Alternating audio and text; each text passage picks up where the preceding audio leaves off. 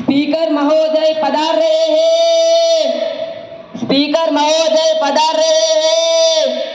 Speaker महोदय पधार रहे हैं। माननीय आदर्श महोदय।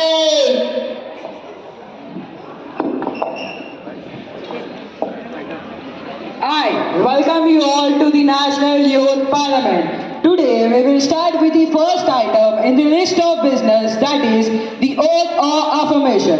Mr. Secretary General, please. Srimati Amrit Sumalata, who stands selected from the Mandya constituency of Karnataka, will now take the oath or affirmation.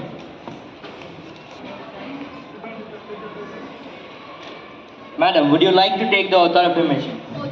In which language would you like to take the oath?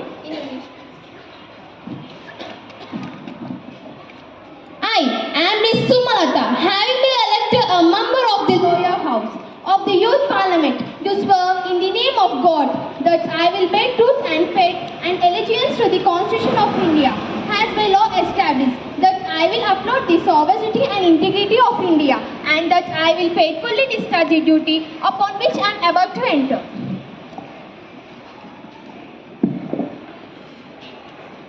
We are confident that your contribution will be very faithful towards both the House and the country.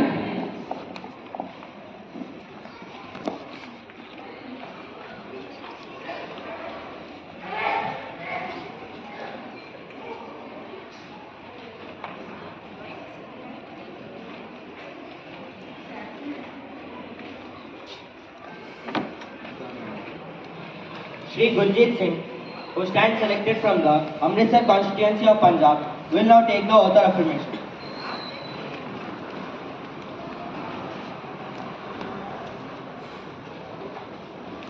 Sir, would you like to take the oath or affirmation? In which language would you like to take the oath?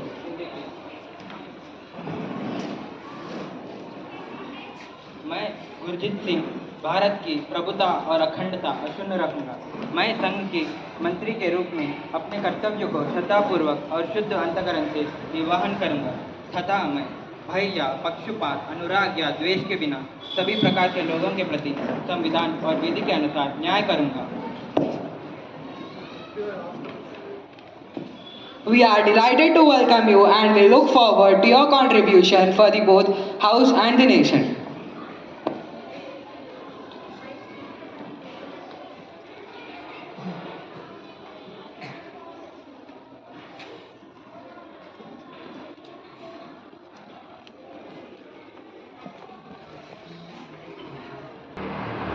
Srimati Manoj Kavita, who stands selected from the Mahbubabad constituency of Telangana, will now take the oath or affirmation. Madam, would you like to take the oath or affirmation?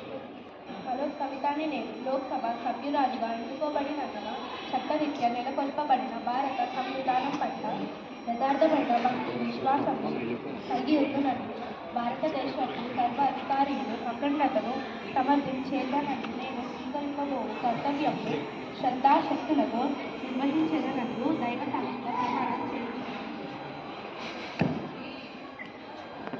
We are delighted to welcome you and we look forward to your contribution for the cause of the nation.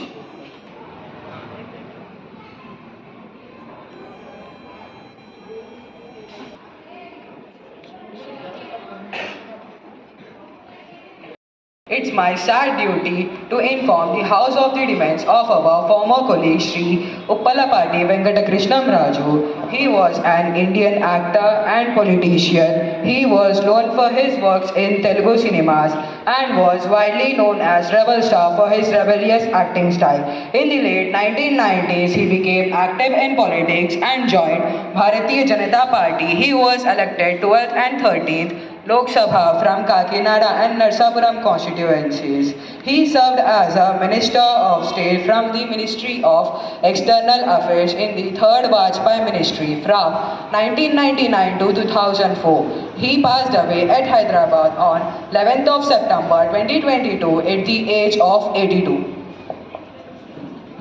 Sir, I rise to pay my tributes to Sri Uppalapati Venkatakrishnan Raju, whose death had been deeply mourned by all. Veteran Tollywood actor and politician Sri Krishnam Raju passed away on September 11, 2022. The 80-year-old actor was suffering from multiple health complications. He was also called as Rebel Star. We are all saddened by the passing away of Sri Uppalapati Venkata Krishnam Raju. The coming generation will remember his cinematic brilliance and creativity. He was also known for the first forefront of community service and made a mark as a politician leader.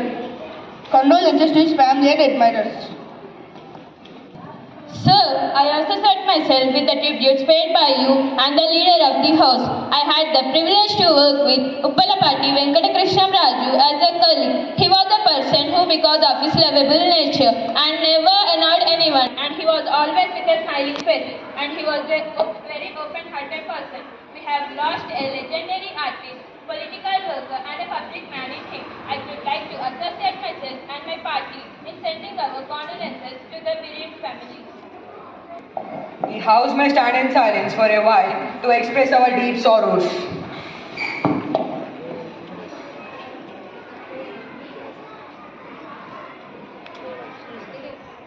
Hold.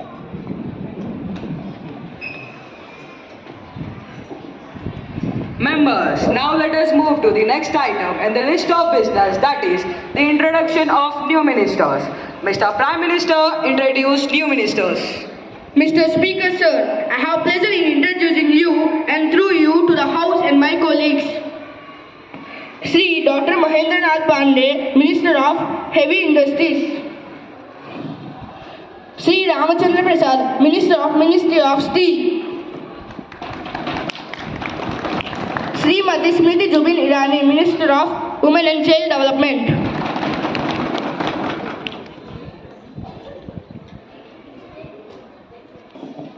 Honorable members, I have to make an announcement. On my own behalf of the House, I have a great pleasure in extending our warm welcome to His Excellency, Mr. C.V.C. Bastard, the President of National Council of Federal Council. Mr. Christine Aller, the Honorable Member of Austrian Parliament. Mr. Ulrich Janssen, the Honorable Member of Austrian Parliament. They are on a visit to our country as our honored guests. It's a very high-power delegation and currently they are sitting in this special box. We wish them a very happy and faithful stay in our country. Now, the House will take up to the next item in the list of business, that is the questionnaire round. Moving towards the question number 101 from Mr. Krishna. Minister of Education, we pleased to be state whether any steps have been taken or proposed to be taken by the government to include Srimad Bhagavad Gita in the curriculum of all schools, colleges and technical medical institutes in the country. The National Council of Educational Research and Training has already informed that the contents related to Srimad Bhagavad Gita are already included in its class 11th and 12th Sanskrit textbooks. Further, all the NCERT's history textbooks of class 6 are also provided reference for Srimad Bhagavad Gita. Similarly, the textbook named now Past 2 for class 7 has also provided space for Srimad Bhagavad Gita, the theme of devotional path to the divine.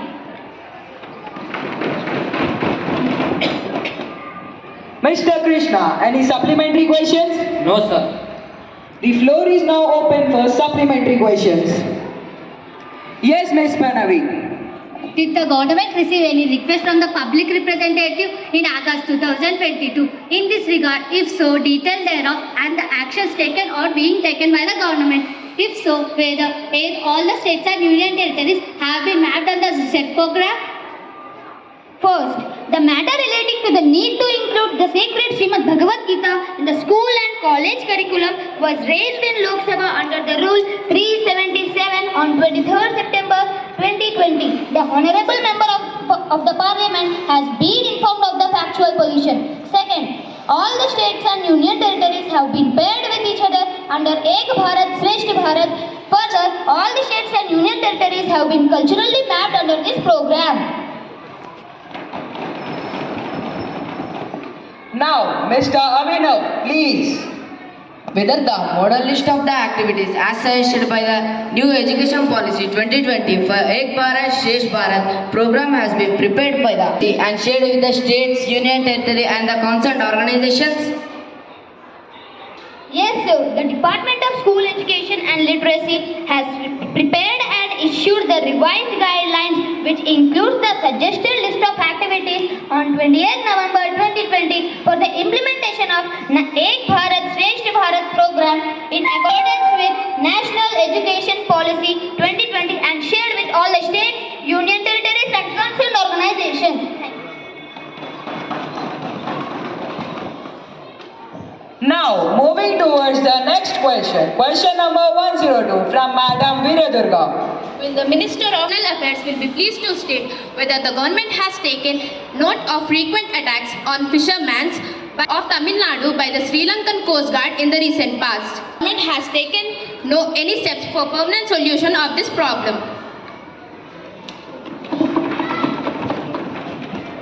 The answer for the questions. During the past 3 years, there have been occasions that the arrested Indian fishermen have complained about the assault by Sri Lankan person. The government of India has the highest priority of protection, safety and welfare of Indian fishermen. This issue was taken by foreign secretaries, Sri Lankan dignitaries during their visit to Sri Lanka from 2nd to 5th October. During the virtual summit held in September 2020, this problem was also solved. I had met the Minister of Fisheries and Finance Minister of Sri Lanka and discussed all the problems. Our engagement with Sri Lanka with this is results, and these differences had made all this legal.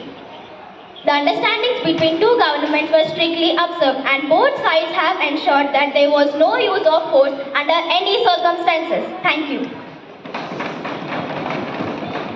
Madam Veeradurga, any supplementary questions? No, sir. The floor is now open for supplementary questions. Now, moving towards the next question. Question number 103 from Mr. Ganesh. Honorable Speaker, sir, through you, I would like to ask the Minister of Defence to state whether the government proposes to organize recruitment camps for army across the country. If so, the details thereof, state union territories wise including Tong and Savai Madhapur districts of Rajasthan, the total number of recruitment camps organized along with the recruitments paid in all three wings of the armed forces, particularly from the rural and backward areas of the country during each of the last 3 years, the total number of recruitment centers existing at present state union territories wise. No, sir. Recruitment activities have been suspended due to the prevailing COVID-19 pandemic situations in the country since July 2021. Answer to the question C. First, the details of army recruitment rallies, including rural and urban distribution, is placed on your table. In the recruiting year 2018-19, number of rallies 92 and total intake 53,431, out of which rural areas 78.32% and urban areas 21.68%. In the recruiting year 2019-20, number of rallies 95 and total intake 80,572, out of which rural areas 77.20% and urban areas 22.80%. And in the recruiting year 2020-21, we have 47 rallies and no recruitment undertaken due to COVID-19 pandemic. Second, the Indian Navy has been fully migrated to an online application-based process called Indian Navy Entrance Test. Therefore, no recruitment are organized in any state or union territory. Third, the Indian Air Force conducts recruitment by scheduled test for airman recruitment online test every 6 months. In addition, recruitment rallies are conducted with a view to cover the low response and representative remote areas to maintain a demographic balance, and candidates only from a designated districts covered in the rally are permitted to appear. Fourth, recruiting data, state or union territory wise, is placed at Annexure 1. Answer to the question D. List of army recruitment is placed at Annexure 2.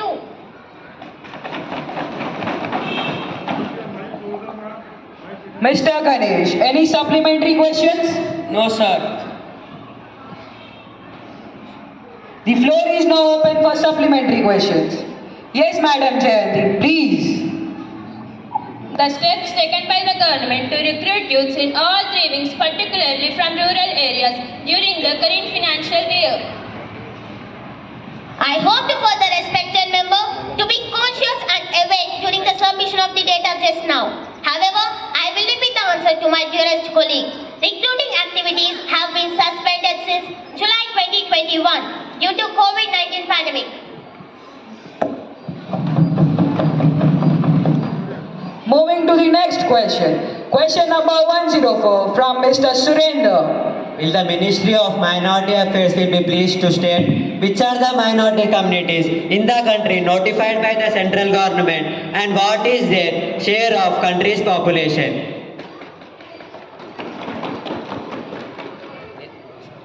Muslims, Sikh, Christian, Buddhist, Jain and Parsis have been notified as minority communities in the section 2C of the National Commission for Minorities Act 1992. As per the census 2011, the percentage of minorities in the country is about 19.3%. The population of Muslims are 14.2%, Christians 2.3%, Sikhs 1.7%, Buddhists 0.7%, Jains 0.4% and Parsis 0.06% respectively. Mr. Surendra, any supplementary questions? No, sir. The floor is now open for supplementary questions. Yes, Mr. Santosh. What are the backwardness parameters used in the minority concentration district? The backwardness parameters are of two types. First is religion-specific socio-economic indicators at district level. Under that, literacy rate, female literacy rate, work participation rate and female work participation rate. Second is basic amenities indicators at district level. Under that, population, percentage of households with pakka walls, percentage of households with safe drinking water and percentage of households with electricity. Moving towards the next question. Question number 105 from Mr. Abhinav. Will the Ministry of Home Affairs be pleased to state whether there has been an increasing threat of cyber attack in the country? If so, the details of cyber attack reported during the last 3 years and the current year. As per the information reported to and tracked by Indian Computer Emergency Response Team, a total number of 3,94,499, 6,74,021, 11,58,288 and 9,58,569 cyber security incidents were observed during the year 2019, 2020, 2021 and 2022 respectively. Cyber fraud and other type of cyber attacks are handled through 7 pillar under 14C and CIS division of Ministry of Home Affairs, National Cyber Crime Threat Analytics using National Cyber Crime Reporting Portal, National Cyber Crime Training Center, National Cyber Crime Research and Innovation Center, Joint Cyber Crime Coordination, National Cyber Crime Ecosystem Management Unit, National Cyber Crime Forensic Laboratory. क्यों कैसा था मेरा अंग्रेजी? वाह, आपकी अंग्रेजी तो बहुत ही बढ़िया थी. Mr. Abhinav, any supplementary questions? The floor is now open for supplementary questions. Moving towards the next question. Question number 106 from Mr. Imran.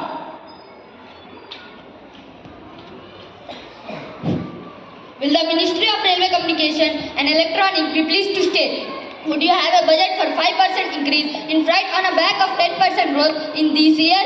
It is a conservative estimate. Second, will Vande Bharat be the semi-high-speed train? We will do higher, maybe 15 to 16%. We are making massive investments in wagons and signaling systems for which we are deploying Kavach. We will deploy Kavach across 2,000 kilometers starting from the busier roads. I have asked for survey to deploy it over another 6,000 kilometers. If we can do it across 7,000 to 8,000 kilometers of our network, then we will look at other markets. The answer for the second is Vande Bharat Express has maximum commercial speed of 160 km per hour. It exceeded 180 km per hour during testing. But its tracks are not capable of supporting such high speeds. Thus, the train is operated at a maximum speed of 130 km per hour. In this context, it can be said that Gatiman Express is the fastest train in India as per its maximum permissible speed of 160 km per hour during the Tughlakabad to Agra part of its route, and that the Habibganj New Delhi Shatabdi Express, the second fastest train in India as per its maximum permissible speed of 150 km per hour during the Tughlakabad to Agra can't reach its port. आखिर में हम कहेंगे, अगर विकास चाहिए तो सच्चा प्रयास कीजिए, यूं ना गुमराह कीजिए, यूं ना हवा में बातें कीजिए. Mr. Imran, any supplementary questions? No, sir. Now, no more supplementary questions. We will take the next question. Question number 107 from Mr. Santosh. Will the Minister of Agriculture be pleased to state what are the major recommendations made by the National Commission for Farmers? What are the comprehensive measures taken by the government to address the various problems faced by the farmers? Whether farmers are still facing problems despite the follow-up actions taken by the various stakeholders on the recommendation of the Commission? In order to achieve higher growth in productivity in agriculture, the NCF recommends to invest on agriculture-related infrastructure, particularly in irrigation, drainage land development, water conservation, road connectivity, and research development. Second, our department has introduced various initiatives from time to time for farmers.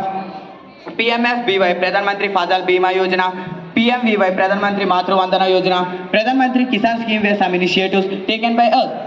Third, average farm size, poor infrastructure, low use of farm technologies, decreased soil fertility due to over-fertilization are few problems faced by the farmers, despite the actions taken by the various stakeholders on the recommendation of the Commission. Moving towards the next question. Question number 108 from Madam Rishita. Will the Minister of Social Justice and Empowerment can please discuss the desirabilities of greater representation to women in the higher judiciary to ensure diversity, equality and inclusiveness? Can the vicious cycle of gender inequality, poverty and malnutrition be broken through microfinancing by self-help groups? Sir, the Minister is not listening to me. अरे हाँ, madam के चार कान जो हैं. Yes, women's greater participation in higher judiciary will provide impetus to fight gender stereotypes and can prove the way for women's greater participation in the legislative and executive branches of the government. Had historically been excluded, seen as a positive step in the direction of judiciaries being perceived as being more transparent and inclusive to women in the direction of participation. Enhance sending that they are open and accessible to those who seek resource to justice. Next question. Question number 109 from Madam Niharika. Will the Minister of Road Transport and Highways please state the number of registered electric vehicles, EVs, and the number of EV public charging stations in country? Second, whether the government is aware that EV owners have expressed their concern over insignificant number of charging stations, especially along the state and national highways. If so, whether the government has issued instructions for providing EV public charging stations at all the prominent places in cities, towns and highways. Honorable Speaker, through you, I would like to answer the question raised by Mrs. Niharika regarding electric vehicles and public charging stations in the country. As for the very first question, the total number of electric vehicles are operational in the country. Ministry of Power has issued charging infrastructure for electric vehicles. The revised consolidated guidelines and standards on 14 Jan 2022 to accelerate the mobility transition in the country. Under the Ministry of Heavy Industries, 2,877 public EV charging stations have been sanctioned in 68 cities. Action plans have been prepared by Bureau of Energy Efficiency for 8 cities with 4 million plus population, Mumbai, Delhi and Bangalore. Under these action plans, scenarios wise targets have been prepared by usual BAU, moderate and aggressive scenarios for installation of chargers in these cities. Thank you. Now, the questionnaire ends. No more questions. Yes, Mr. Imran, do you want to say something? Sir, a serious breach of privilege has been committed by Coach Bihar District Authority without any valid reason. They banned me to address a peaceful gathering on 5th of August this year. The authority attributed dishonest motives, and I am requesting you to allow me to raise a question on this matter now. Is it really? It's a matter of great concern. But you cannot spring a surprise on me like this. You may give due notice along with proof, then I may consider it. I have already given a notice of it at 10 a.m. today. It will be examined when it comes to me. I shall consider it and let you know my decision. Now, papers to be laid. Honorable Ministry of Commerce and Industries. So, I beg to lay on the table, number 1, review by the government of the working of the Chemicals and Allied Product Export Production Council, Kolkata for the year 22-23. Number 2, annual report of the Shellac and Forest Product Export Promotions Council, Kolkata for the year 22-23. Number 3, review by the government of the working of the Plastic and Forest Export Promotions Council, Mumbai for the year 22-23. Thank you. Honorable Member of Minister of Civil Aviation. Sir, beg to lay on the table a copy of annual report for the year 22-23 along with audited accounts for the Airport Authority, New Delhi. Second statement regarding review by the government of the working of Airport Authority, New Delhi. Thank you. Now, moving towards the next item in the list of business, that is message from the upper chamber. Mr. Secretary General to convey the message as received from the upper chamber. Sir, I have to report the following messages received from the Secretary General of Upper Chamber. I am directed to inform the Youth Parliament that the sexual harassment of women at the workplace, prevention, prohibition and redressal, Bill 2021, hence been passed by the Upper House at the sitting held on 15 July 2022. Mr. Secretary General to lay on the table of the House sexual harassment of women at workplaces, prevention, prohibition and redressal at 2021 as passed by the upper chamber. Sir, I lay on the table of the House the bill as passed by the upper chamber. Now, let us take up the next item and the list of business, that is calling attention motion. Mr. Surendra, please call attention motion of the Minister. Sir, I beg you to call the attention of the Minister of Food and Civil Supply to the situation arising out of the report inaccurate supply of food grains in the state by the centre and the action taken by the government in this regard. So, the state government and the union territories intimate the food grains from the central pool every month of the requirement of the food grains from the central pool for issue through the public distribution system. The allotment of the food grains to the various states and union territories is made on a month-to-month basis, taking into the account the availability or stocks in the central pool, the relative needs of various states, the market availability and other related factors. These are being reviewed every month and allocations are made accordingly. During the year 1987 to 1988, total quantity of 153.61 lakh tons of food grain was distributed throughout the country. This is a sizable increase over the quantity distributed in 1987, which was 140.26 lakh tons. The uptake of food grains from the central pool has increased due to the failure of the monsoon in many parts of the country and consequent drought conditions. Government have been able to meet the increased requirement of public distribution system. Apart from the normal allocations, special allocations have also been made for the poor people in the country for giving them providing with work as usual help. The quantity allotted so far under these two schemes have been about 5.75 lakh tons.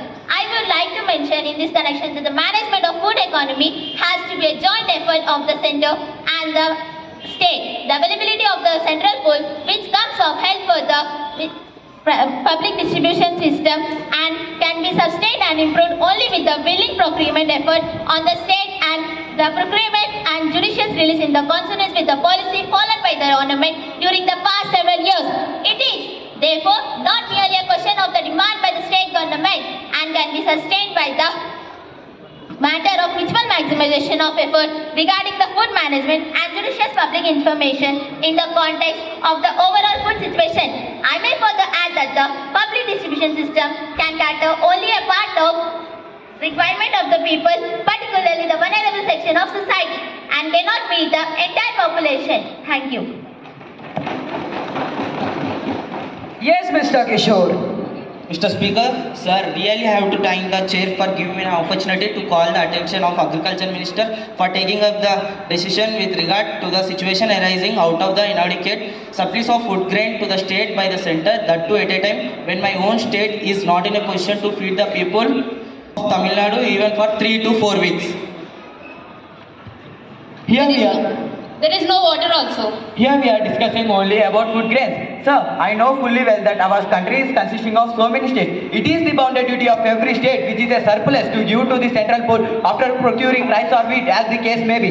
And I also feel that it is the bounden duty of the center to send rice to the states concerned at time when they are actually in need of it. There should be some mutual understanding, not only politically but economically also. Then only we create a very peaceful atmosphere, rather a pleasant atmosphere between the states and the center.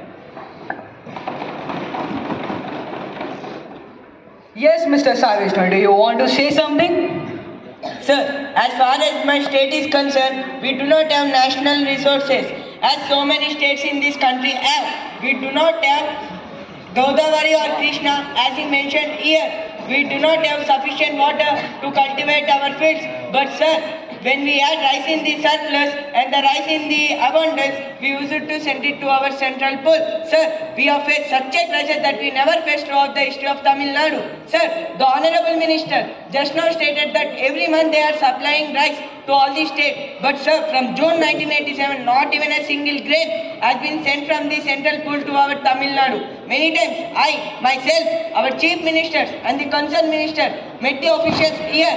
They did not even care to give a proper reply to our state. Past, not even a single grain has been received by us.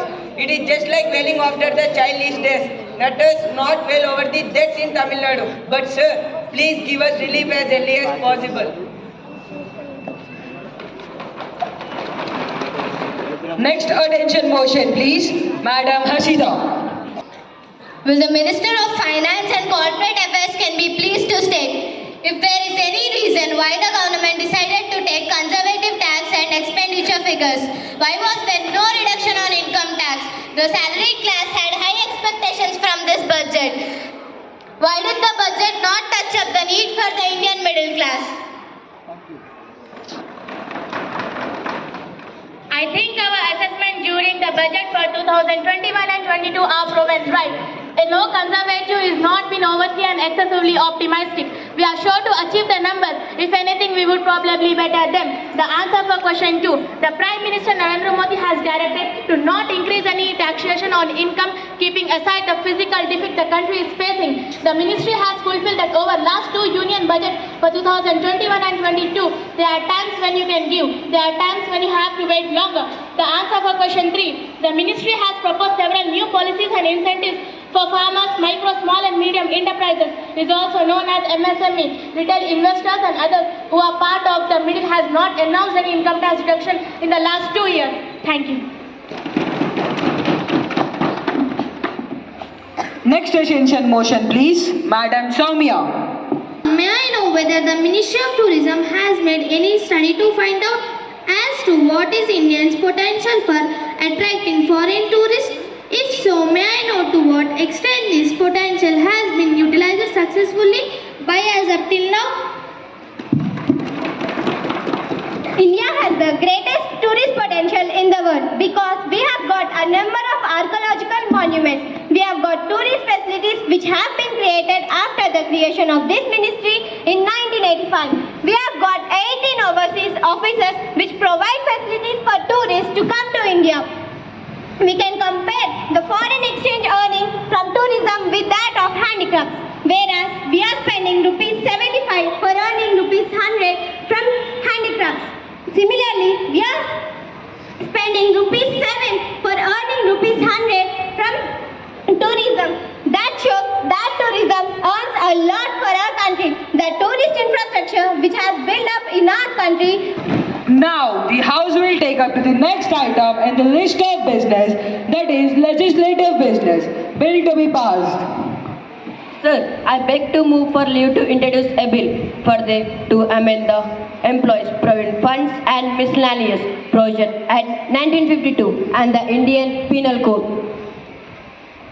The question is that leave be granted to introduce a bill to further amend the Employees Provident Funds and Miscellaneous Provision Act 1952 and Indian Penal Code. Those who are in favor will please say aye. Those who are against is please say no. I think the ayes have it. The ayes have it. The ayes have it. Leave granted. Sir, I introduce the bill. Now, the House will take a private member resolution. Madam Navira, to move the resolution. Sir, I move the following resolution to the government that the government should take steps to amend the combat effectively the spreading menace of drugs and narcotics which are degenerative to the nation and especially young generation and make institutional arrangement for the rehabilitation of drug addicts.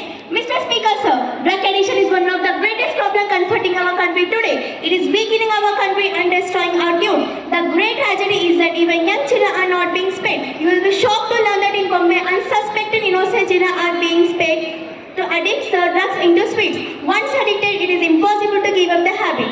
The children finally end up even resorting to crime to get the money to buy these drugs. I feel that the main reason increased drugs within our country because it has become a center of international drug trafficking today. There is a lot of money involved and big guns are in a field. These criminal people even do not hesitate to destroy the lives of others. This is not a simple problem or law, and problem has to be tackled in many fronts by the government. I would place the following suggestions before the government. Firstly, there should be a coordinated action by the various ministers of the government, and the minutes should be combined by the Minister of Finance, Home Affairs, Law and Health. Secondly, the penalty in existing law is too less. This is a business in which crores are earned in a matter of hours.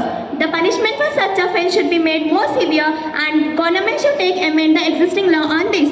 Thirdly, the Minister of Home Affairs should ensure that the drugs are not smuggled to our country to international borders, and our country should not be made conduit which drugs are smuggled to other countries also. The local police forces also should be made to take issue seriously. The government should also take an adequate amount to campaign advertisement through TV, hoardings, radios, etc. The people should be educated and made away from the dangers of drug addiction. Thank you. That the bill to provide more effective instrument to check legal loopholes and prevent drug and narcotics addiction in the younger generation and the matter connected therewith. Madam Supriya, please.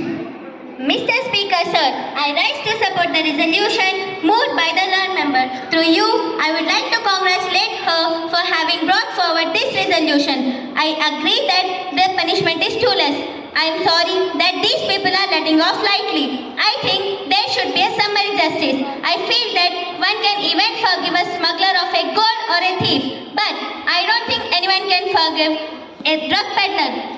Sir, when some spoil the health and some spoil the wealth, I think drug pusher spoils health, wealth and character. This loss of character leads to the moral degeneration that will take our country backwards. I also agree with the honorable member who has introduced this resolution that government should take actions towards the drugs by involving number of ministries. This drug menace is something which is not attacked now can ruin our entire country. With these words, I support the resolution. Now, Ministry of Information and Broadcasting. So, at the very outset, I thank Madam Namira for bringing into focus to this resolution the enormity of the problem of drug addiction, which has rightly said about the saps the vitality and of our society. As time allotted for this debate is running out, I'll not take much more time of the House. I would like to put forward two suggestions. One is that the government should recognize the problem organization should be sought. More counseling centers run by voluntary organizations should be sought. Secondly, I would like to report to what Madam Namira said about the role of media. Four people who are involved: the producer, the transporter, the street peddler, and lastly, the actual consumer. Normally, it is only the peddler who is apprehended, tried, and punished. The other two, namely the transporter and the producer, are usually allowed to go to scot-free because they are well hidden. They are the big guns who should be punished. The government should rectify this state of affairs and ensure that the first two category of persons are also given severe punishment. Then only this problem be controlled to some extent. With these words, I once again express my gratitude to the Honorable Madam Namira, who has drawn our pointed attention to this problem, and I am sure that the government will look at the problem with the gravity it deserves. Ministry of Health and Family Welfare. Honorable Speaker, sir, I congratulate the mover of the resolution, Madam Namira, as well as the other honorable members for focusing at the altered public opinion, one of the social and health issues facing the country today. The purpose of my intervention is only to place before the House the various efforts made by the various departments of the government to combat this serious menace. So, I would like to submit the law this government has brought about as an historic piece of legislation, the Narcotic Drugs and Psychotropic Substances Act 1985. So, the Act enhances the punishment of rigorous imprisonment from 10 to 20 years and a fine of Rs 2 lakhs for the first time. Even attempted and conspiracy have become cognizable and entail the same punishment. Rewards for the informers who contribute to the detention and seizure have been enhanced from 10 to 20%. Special cells have been created in all the custom collectors of the country. There has been a steep rise in seizure from November 1985 to January 1986. Above 780 kgs of heroin, 8,300 kgs of charas, and 23,000 kgs of ganja has been seized. In the last 3 years, the total number of narcotics and drugs have been seized than the total figure of 1985. This is due to the strict enforcement of the Act. Special drives have been launched by the Delhi and Mumbai police. Also, sea coast, land borders, vigilance have been enhanced. High-level meetings have been held at the border states. The number of prosecutions have been increasingly manifold. In 1984, 1,248 members were prosecuted. In 1985, after the Act was passed, 1,300 members were arrested and prosecuted.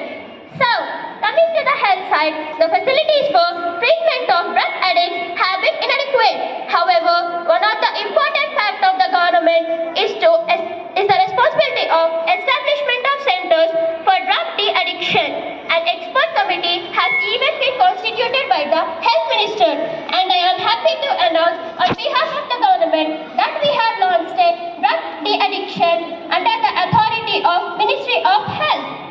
To start with this, the drug de-addiction centers with the 4 metropolitan cities of Delhi, Bombay, Madras and Calcutta, and also in Imphal, Varanasi, Goa, Chandigarh and Srinagar. A voluntary organization have been increasingly involved in this program as per certain schemes organized by the Ministry of Welfare. 4 camps have already been organized, 16 more are being founded. A vigorous publicity campaign have been launched. The Finance Minister has made available Rs 15 lakhs for this mass education and motivational programs are being planned. I would like to call upon the political parties to start mass movements in the country. Movements involving students, youth, women and other public organizations to come forward and help the government fight the spread of drug abuse, which has the potential to disrupt the very social framework of our country. In the views of the efforts undertaken by the government to meet this problem, so through you I request Madam Namira to withdraw her resolution. Madam Namira, please. Sir, I am grateful to honorable members for lending support to my resolution in view of the assurance given by the honorable minister, and since a law has been enacted to deal with the menace, I hope that the government will take all certain measures to eliminate this problem. Therefore, I may be allowed to withdraw this resolution. Has the honorable member leave of the house to withdraw his resolution?